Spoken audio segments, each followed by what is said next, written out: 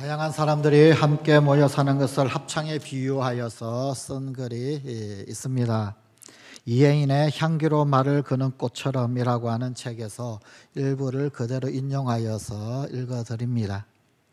높은 음의 소프라노는 소프라노대로, 낮은 음의 알토는 알토대로, 그리고 높은 음과 낮은 음 사이에서 다리 역할을 해주는 중간 음의 메조는 메조대로 각자의 역할을 충실히 해줌으로써 이루어내는 그 아름답고 겸손한 합창의 조화를 나는 늘 새롭게 사랑합니다.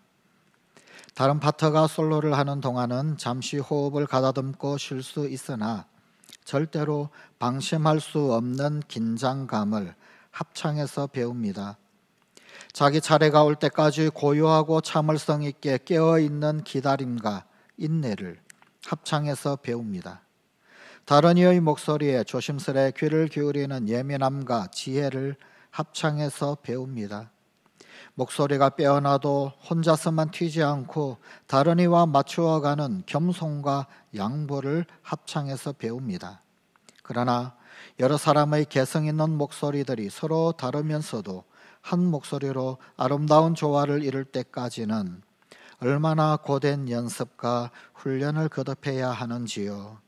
아주 높은 음을 내는 목소리도, 가장 낮은 저음을 내는 목소리도, 적당한 중간 목소리도 합창에서는 다 나름대로 쓸모가 있으니 좋습니다. 누구도 내침을 받지 않는 평등함이 마음을 넉넉하게 하고 따뜻하게 해줍니다. 가정에서, 사회에서, 교회에서 공동체를 이루어 사는 우리의 삶 또한 합창을 닮았다고 생각합니다. 아마도 오늘 아름다운 찬양을 해주신 우리 시원 찬양대도 이것과 똑같은 마음으로 그렇게 찬양을 연습하고 준비하고 그리고 하나님 앞에 올려드렸을 것입니다.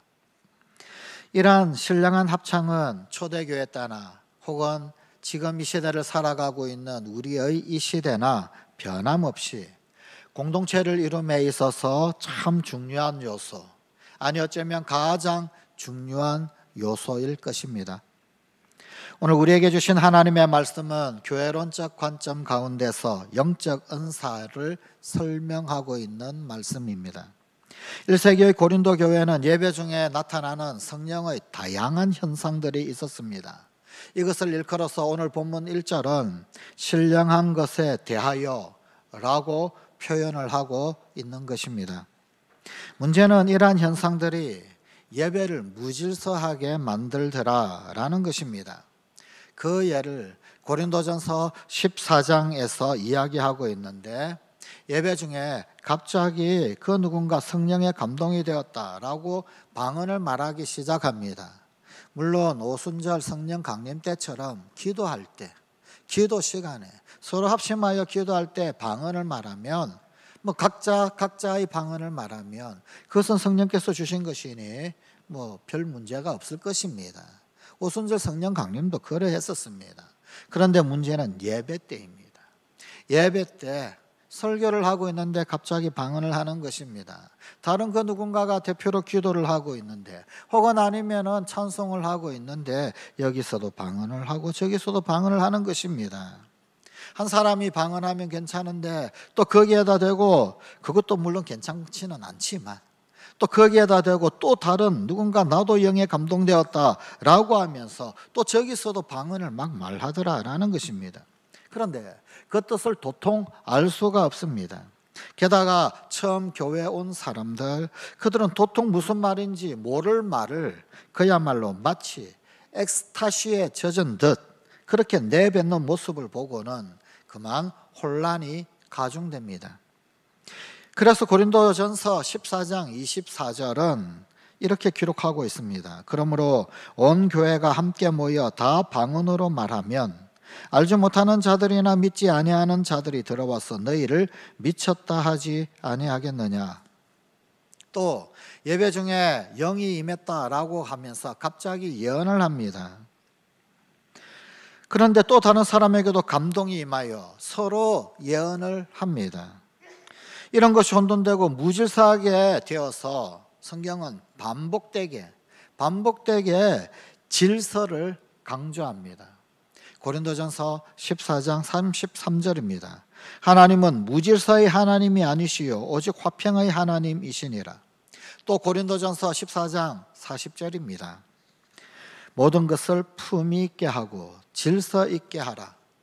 그러면서 우리 가운데 있는 그 은사의 사용의 결론을 품위 있게, 질서 있게 라고 결론을 내리고 있는 것입니다. 예배 중에 주체할 수 없이 나타나는 이런 현상들로 말미암아 고린도 교인들은 혼란을 겪게 되었고, 이 문제에 대하여 사도 바울에게 질문을 했습니다. 거기에 대하여 답을 하는 것, 그것이 바로 오늘 본문의 말씀입니다. 분명히 은사라고 하는 것은 참 좋은 것입니다. 은사는 분명 하나님이 주신 선물입니다. 은사라고 하는 말, 이 말 자체가 선물이라고 하는 뜻입니다. 영어로는 탤런트라고 하기도 합니다. 우리가 TV나 혹은 아니면은 영화에서 보는 그 배우들, 그들을 탤런트라고 그러죠. 그런 어떤 탤런트, 그 말이 바로 은사입니다. 그 어떤 특별한 재주 혹은 기능을 선물로 받은 것, 그것이 은사입니다. 그래서 또 다른 영어로는 gift라고 부르기도 합니다. 무엇보다도 그것은 성령의 선물이고 성령의 역사입니다. 이렇듯 성령 하나님은 우리 성도들에게 선물을 주셨습니다. 그런데 그것을 사용하여서 오히려 교회가 혼란케 되었다라고 한다면 이건 분명 잘못 사용된 것입니다. 오용이거나 남용입니다. 성령 하나님이 교회와 성도들에게 선물을 주실 때는 분명히 그 목적이 있고 그 기능이 있습니다. 그렇다면 성령 하나님은 왜 성도들에게 이런 선물을 주시는 것일까요? 은사를 주시는 것일까요? 성령 하나님이 교회와 성도들에게 주시는 은사, 그것의 진정한 기능과 목적이 무엇입니까? 첫째, 가장 중요하면서도 기본적인 성령의 사역은 바로 우리를 향하여 예수님의 주권을 선포하는 일입니다. 본문 3절 말씀입니다. 그러므로 내가 너희에게 알리노니 하나님의 영으로 말하는 자는 누구든지 예수를 저주할 자라 하지 아니하고 또 성령으로 아니하고는 누구든지 예수를 주시라 할 수 없느니라. 예수를 주시라 한다. 여기 이 주라고 하는 말은 사실은 두 가지 의미가 있습니다. 첫 번째는 세비얼, 구원주, 구원자라는 뜻입니다. 두 번째는 Lord, 주인, 주권을 가지고 계신 분, 그런 뜻입니다. 즉 예수를 구원자라고 고백하고 예수님이 주인이시다라고 고백하는 것, 바로 그것이 성령의 역사다라는 겁니다. 성도로 하여금 예수 그리스도를 주님으로 고백하는 것이 하나님의 영인 성령의 가장 중요한 사역입니다. 원초적 사역입니다. 성령님은 결코 예수를 저주할 자라 말하도록 인도하지 않으십니다. 아니, 성령님은 예수를 주라고 선포하는 자들에게 힘을 주시는 분이십니다. 이러한 고백은 이 세상의 지혜로 알게 되는 것이 결코 아닙니다. 오직 성령에 의한 계시로 주어지는 것입니다. 고린도전서 2장 10절의 말씀입니다. 오직 하나님이 성령으로 이것을 우리에게 보이셨으니 성령은 모든 것 곧 하나님의 깊은 것까지도 통달하시느니라.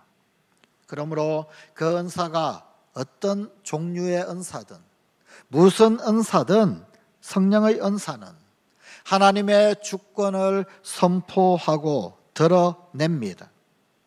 은사가 사용되었는데 예수님이 보이지 아니하고 하나님의 주권이 예수님의 주인 되심이 드러나지 아니하고 나타나지 아니하면 그것은 잘못된 것입니다. 은사를 사용하였는데 그런데 그 은사의 독특성만 보이고 은사 사용자만 부각되어 보인다면 그것은 성령이 주신 것이 아니거나 지금 성령이 역사하시는 것이 아닌 것입니다.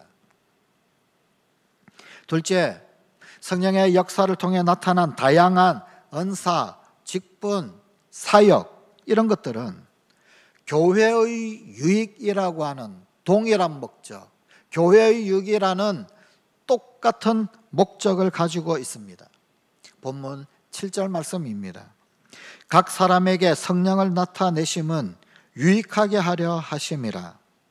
특히 이를 잘 설명하기 위하여서 본문 4절에서 6절의 말씀은 삼위일체적 표현으로 하나의 공통적 목적을 부각시키고 있습니다. 4절 은사는 여러 가지나 성령은 같고, 5절 직분은 여러 가지나 주는 같으며, 6절 또 사역은 여러 가지나 하나님은 같으니. 그런데 저 말씀을 세로로 읽으십시오. 은사, 직분, 사역, 성령, 주, 하나님. 3번 반복되는 여러 가지 은사, 직분, 사역은 각각 성령은 같고 주는 같으며 하나님은 같으니와 연결되어서 삼위일체적 양식으로 제시되고 있습니다. 이처럼 은사와 직분과 사역이 각기 달라도 은사를 주시는 성령, 직분을 맡기시는 주, 사역을 하시는 하나님은 같은 분이십니다. 이것은 삼위의 하나님이 일체의 하나님을 이루심 같이 성령의 다양한 은사들을 통해 하나된 교회를 이룰 수 있음을 보여주고자 한 것입니다. 그리고 그 삼위일체이신 한 분이 한 가지 동일한 목적인 교회의 유익을 위해서 은사도 주시고 직분도 주시고 사역도 주시는 것입니다. 오직 목적은 신앙 공동체 그 구성원 간의 유익과 교회 전체의 유익을 위한 것입니다. 고린도전서 14장 12절의 말씀입니다. 그러므로 너희도 영적인 것을 사모하는 자인즉 교회의 덕을 세우기 위하여 그것이 풍성하기를 구하라. 이처럼 참된 은사는 교회론적으로도 다양성과 통일성의 조화를 이루어냅니다. 그래서 몇몇 사람이 몇몇 중요한 성령의 은사를 독점하는 것, 그것은 성경적인 것이 아닙니다. 그리스도인이다 라고 한다면 예외 없이 누구나 각각의 성령의 은사를 받게 됩니다. 이것이 은사의 다양성입니다. 그러므로 나는 은사가 없다라고 하거나 혹은 아니면 내 것이 제일 중요하다, 내 은사가 제일 중요한 첫 번째이다 라는 등등의 생각은 전혀 성령과 상관없는 것입니다. 또한 그 모든 은사의 다양성은 오직 하나, 유익하게 하기 위해서 있는 것입니다. 은사의 통일성입니다. 그러므로 은사가 사용되었는데 유익이 아니라 상처나 분열, 파괴 등의 유해한 결과가 도출되었다면 그것 또한 성령과 전혀 상관없는 것입니다. 셋째, 우리 각 그리스도인에게 주어진 은사는 성령께서 그 필요에 따라 성령께서 그분의 뜻에 따라 결정됩니다. 본문 11절 말씀입니다. 이 모든 일은 같은 한 성령이 행하사 그의 뜻대로 각 사람에게 나누어 주시는 것이니라. 본문 8절부터 10절까지에 보게 되면 소위 그 유명한 성령의 9가지 은사에 관하여 나누고 있습니다. 소개를 하고 있습니다. 그런데 이 성령의 9가지 은사를 이야기하면서 이것이 그 어떤 순서가 있고 서열이 있고 순번이 있어서 이 순서대로 기록되고 나열된 것이 결코 아닙니다. 모든 은사는 다 같은 성령에서 나온 것입니다. 이렇게 성령을 통해 주어진 모든 은사들은 마치 몸의 지체와 같이 서로 유기적으로 연결되고 관련되어 있습니다. 그래서 이 8절에서 10절의 짤막한 말씀 가운데 성령이라고 하는 단어가 무려 4번이나 반복되어 기록되고 있습니다. 특별히 본문 바로 다음에 있는 12절 말씀입니다. 몸은 하나인데 많은 지체가 있고 몸의 지체가 많으나 한 몸임과 같이 그리스도도 그러하니라. 그리고 24절 25절입니다. 우리의 아름다운 지체는 그럴 필요가 없느니라. 오직 하나님이 몸을 고르게 하여 부족한 지체에게 귀중함을 더하사 몸 가운데서 분쟁이 없고 오직 여러 지체가 서로 같이 돌보게 하셨느니라. 이 모든 은사는 오직 한 성령이 그분의 뜻대로 각 사람에게 각각의 은사로 나누어 주시는 것일 뿐입니다. 이것은 성령을 받는 그리스도인의 의지에 따라서 결정되어지는 것이 아니라 성령이 원하시는 바에 따라 주어지는 것이다 라는 것을 뜻합니다.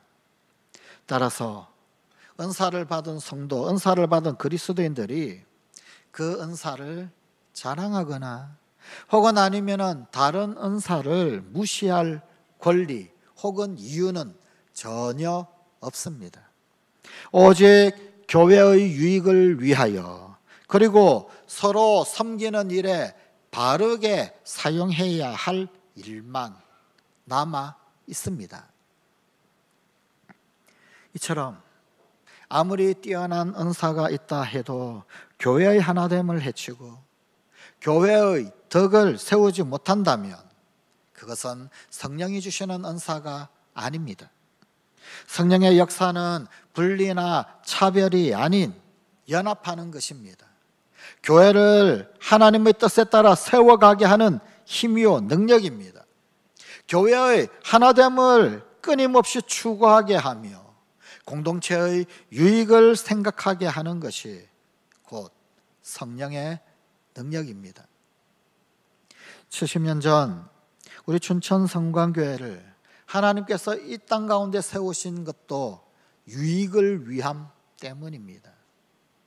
우리 각자가 부르심을 받았는데 우리가 있는 자리 그 자리에서 우리의 있는 모습 그대로 우리의 성품, 우리의 성격 혹은 아니면 우리의 직업 혹은 아니면 우리의 어떤 재주나 기술, 우리의 어떤 탤런트 혹은 아니면 우리가 가지고 있는 그 어떤 은사, 그 모습 그대로 그 형편에서 그 환경에서 그 자리에서 성광이라고 하는 이름으로 한데 불러 모으셨습니다. 다양성 가운데 통일성을 드러내시며 교회를 세우신 것입니다.